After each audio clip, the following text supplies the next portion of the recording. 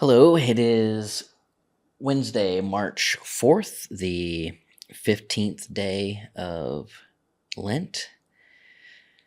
And this morning I slept in longer than any day of Lent so far, and I didn't get to my meditation until it basically was 8 o'clock. And meditation was good.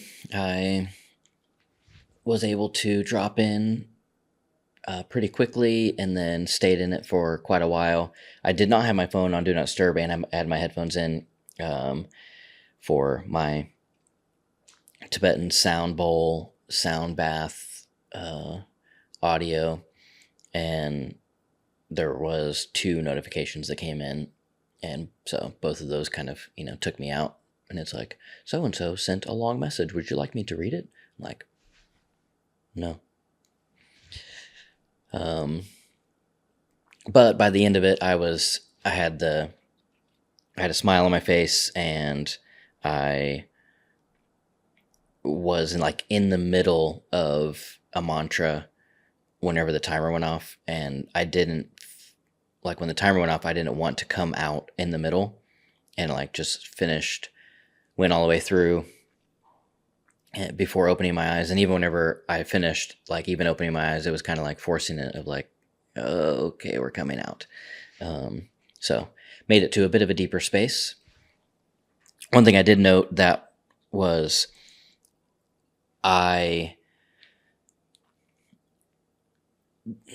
so whenever I meditate on the fruit of the Spirit, and I'm focusing on my breath, and I'm going through love, joy, peace, etc.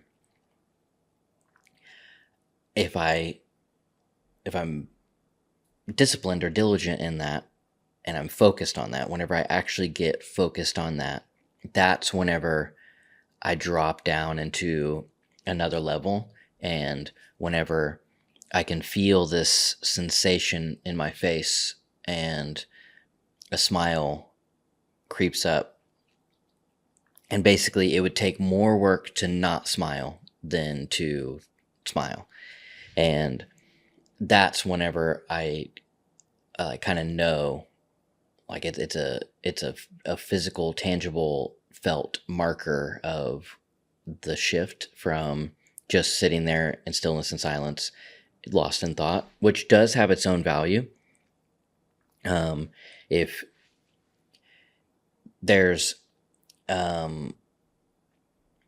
quote, I have no idea who it's from, but that I've held on to of if you everybody needs at least 30 minutes of silence and stillness a day. Unless you're really busy, then you need an hour. And that silence and stillness can be exactly just that, of you're just sitting there still and you're silent, and you could be wherever you want in your brain, in your thoughts, letting it happen.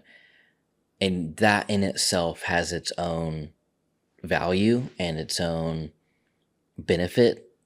But then take that and add a breath meditation where you're focusing your attention on the sensation of your breath, and you're using that as an anchor point to here and now. Whenever you notice that you're lost in thought, you come back to that.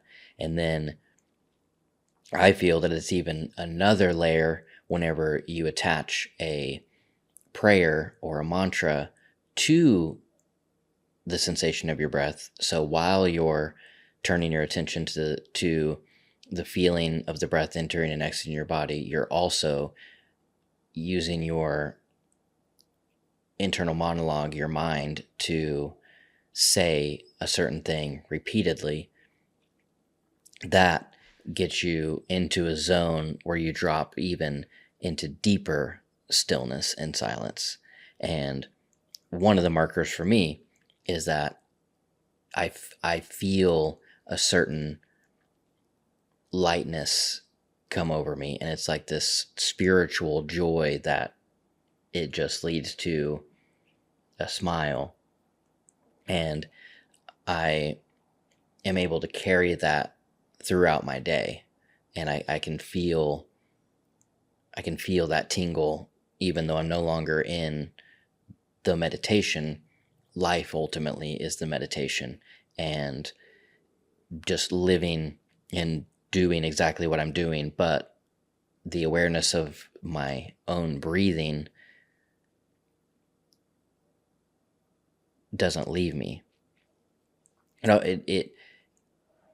it's not there 24/7, and it drifts over time if I'm not diligent with the practice. But if I am diligent with the practice, then it's that most of the day I'm aware of my own breath sensation, and that just keeps me in this lightness, stillness, freedom. And that's why I'm so obsessed with it. Why it's been it's been 7 years um, of me doing this practice and harping on this practice and having my own battle with having my own seasons of it being pure delight, where it's the only thing that I want to do. I wake up excited to do it. And then also seasons where I have fallen out of the practice and make every excuse to not do it. But while I'm in the season of making every excuse to not do it, I know that I'm making the excuse at the detriment to my own health, whether that's physical, mental, spiritual health. I just know that I'm it's the way that the darkness works on me.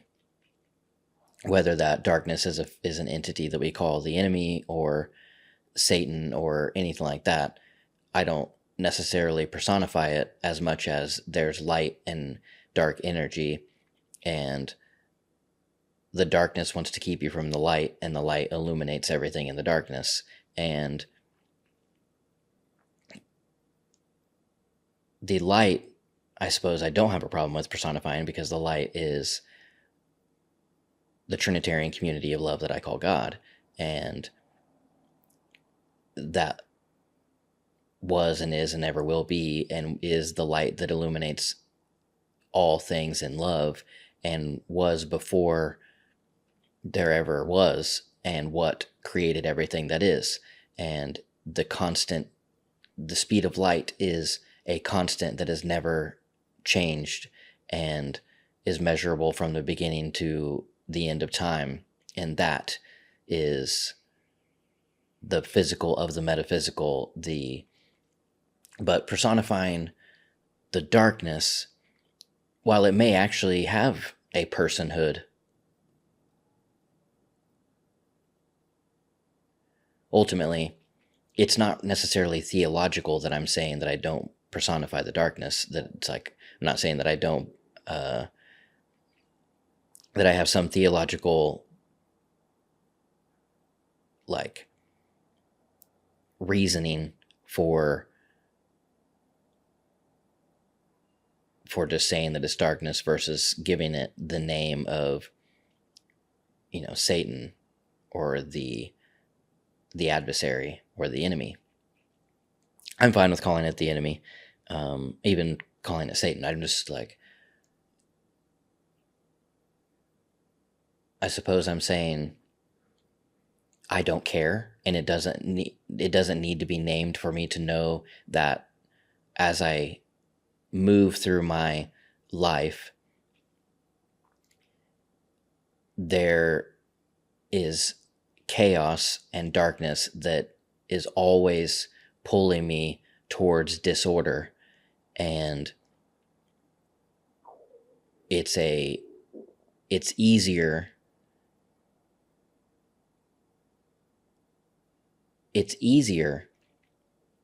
to fall into disorder than it is to pursue cosmos or order. And maybe it's just entropy. Maybe entropy is a universal law and a constant, but because of my own human free will, I have the choice to fight against entropy through conscious willpower. And through my conscious willpower, I know that silent stillness, meditation, focusing on my breath, and finding inner peace and order is fighting against the natural way of entropy. Or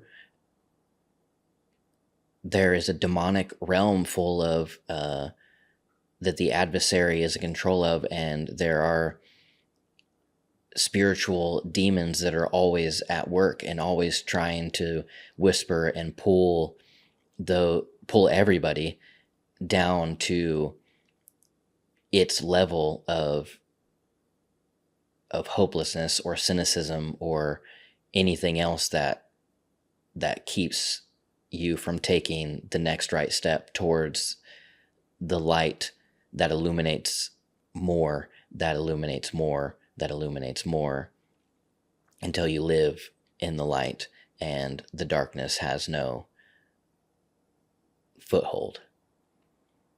And maybe there's angels in the light that are always and constantly at work, at play, fighting against the darkness, fighting against the realm of darkness and all of its personified beings. And there's behind the veil, a war of light and dark beings fighting for each and all of our goodness, for us to move towards love and away from fear. I don't know. I don't feel that the spiritual realm of personified beings resonates with me, but I'm also perfectly okay with accepting that is as much true as it's not true, because it's an unknowable. It is a mystery. And in the mystery, I'm perfectly okay with just palms open, yes and amen, and so be it. All is well. All shall be well, and all shall be well. I feel that rational thought and scientific knowledge resonates with me more, and knowing the most logical and explainable way of thinking about the way that I experience the world, I want to know those things, and they resonate with me. But I also know that the limits of knowledge stop short of the limits of understanding. So there's more that we don't understand than we do understand. And so just because what we know has a limit and we learn more every day, it stops short of everything that is to be known. And all that is to be known is a mystery. And I'm okay with that mystery. But I want to know what we know so far. And what we know so far doesn't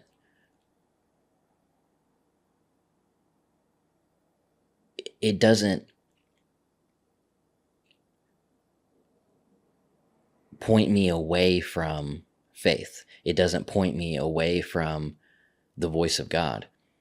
It actually affirms and confirms my lived experience. I mean, it isn't an adversary to the spiritual life that I pursue and I live. It is a partner and a friend. The logical knowledge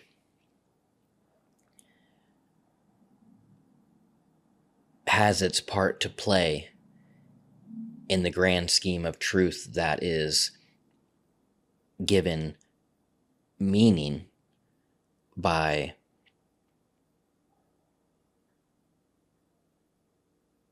we could say by scripture, or just by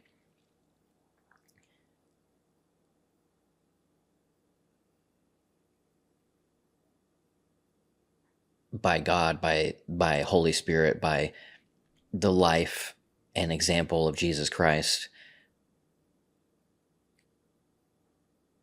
that brings purpose and meaning to the logical knowledge.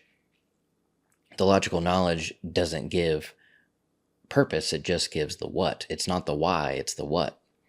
And I love knowing the what, but knowing as much what as is to be known never gives the why of the what that is.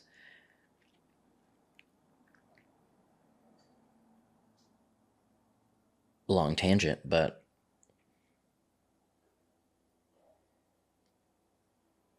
all that to follow up and just in saying, I don't know if I personify Satan as a being or just entropy. Entropy is a law of physics.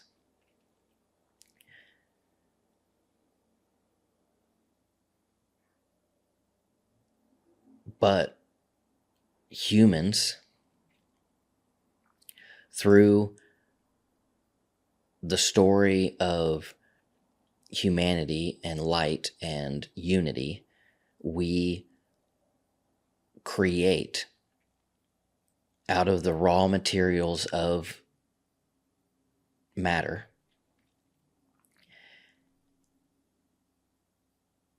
And if we stop maintaining it, it falls into ruin because of entropy. But if we use our consciousness and free will to maintain it, then it continues on. And so that in part is a way that I would describe the light fighting against the darkness. Then there's also the unfortunate truth that our consciousness and free will is swayed by entropy itself and the darkness. And when you're wrapped up in fear and greed and the things of the anti-light, then you create war and you send ICE agents out. You send secret police out in the guise of safety and immigration, and you cause and create havoc and tear lives and people apart for I don't know what end. It seems more of a distraction from what they are actually doing than the end itself. It's a means to distract from the end, as they start a war with Iran, and none of these things are of the light. None of these things are in pursuit of love, joy, peace, patience, kindness, gentleness, goodness, or self-control. And they're all in pursuit of self-serving greed and self-serving. Yeah, it's greed. Whether the greed is for money or the greed is for power, it's still greed. And the darkness uses language that makes those that are working for the darkness feel as though they are working for the light, and they self-justify what they're doing for the darkness because they genuinely believe they're doing it for the light, and that it's peace through strength, and it's you got to break a few eggs to make an omelet, And the end never justifies the means, and it is never ever, there's no example that you can bring that shows that using dark means has led to lasting light.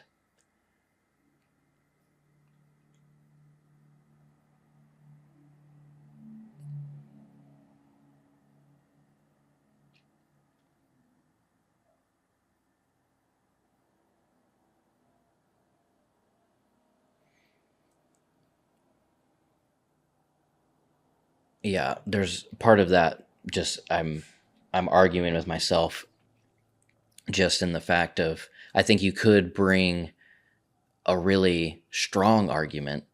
It's like an atomic bomb ended World War II. Um, but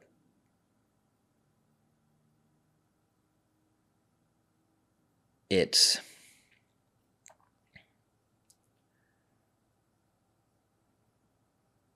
the darkness started the war, and yeah, I'm not sure if the light or darkness ended it. But that's only one example of many that you could get into a philosophical discussion of whether or not war ever brings peace. And I do not believe that war brings peace, and you can't bomb for peace. Um,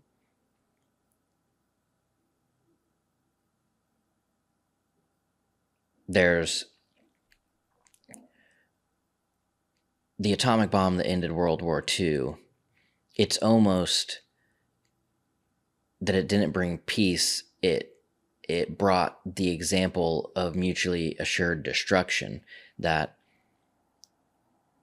if we continue down this path, it was like the big hammer coming down and saying, we've been hitting each other with our roofing hammers. Now we're going to show you what a sledgehammer can do. But we also know that everybody has a sledgehammer, and if we continue down this path, we're going, it's mutually assured destruction. And so to me, that is fear-based peace. It was all required to get us to where we are now. So, and where we are now is not paradise yet, but we live closer to paradise today than we did yesterday. And then extrapolate that. We are moving towards the Garden City future of the kingdom of heaven here on earth, as we all band together in unity and use our conscious free will to fight against entropy and disorder and chaos, and create order and goodness for all. And we're closer to that today than we have ever been. But also, we are far from arriving. And all the wars of the past were required in order for us to be where we are right now.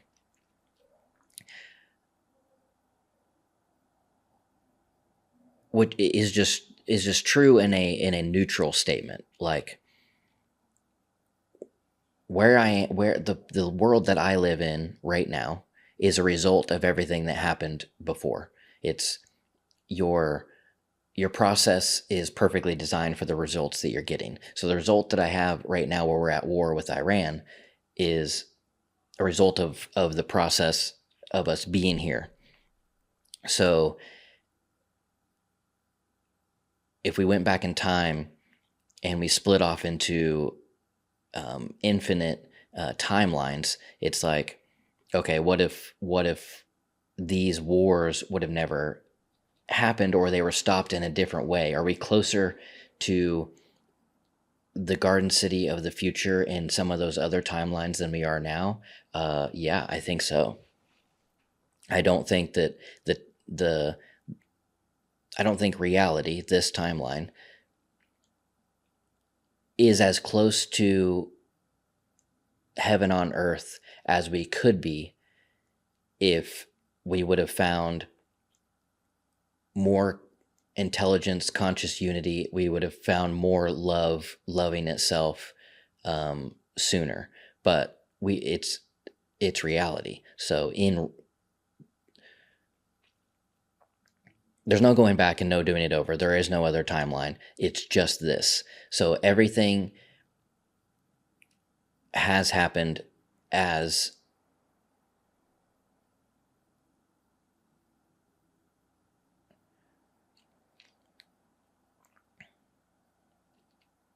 it's a constant battle of light and darkness. And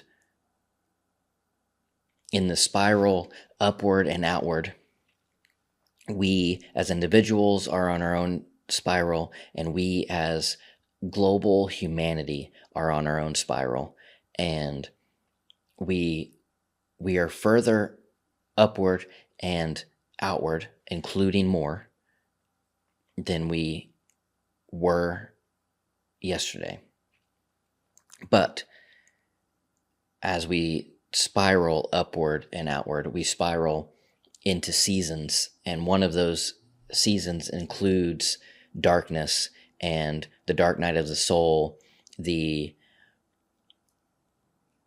universe allowing the opportunity to learn and grow again. And as we pass through the dark night, and if we choose to learn and progress and to raise our collective consciousness, then we ascend to the next wider and higher ring, and we include all the rings that were before us. But if not, if darkness wins out and we don't learn our lesson, then we circle the same level again, and we have to go around.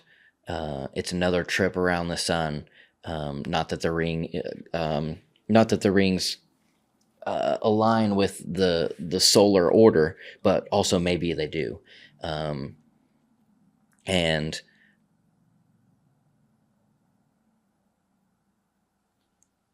we will have to go another time around in the same bullshit that we had before, because we didn't personally and collectively learn our lesson. And so I'm hoping, and I do have hope, that while I don't know, I do think that sometimes we don't learn a lesson, and sometimes we get stuck for a moment, that we don't get stuck forever. We do learn our lesson. I think that the Trump era of the United States of America is an example of not learning our lesson collectively. And now we are going through the dark night again, but this time the lesson is even harder and more destructive. And I really hope that as we journey through this dark night of becoming, that we all collectively grow, open, expand, surrender, and move out of this into a new season of light with the lessons that we learned in the dark, and avoid going through the same thing. Even though we may go through even though we will go through things that seem similar, that we will go through them differently and with more wisdom than we did before. And that is the hope that I have.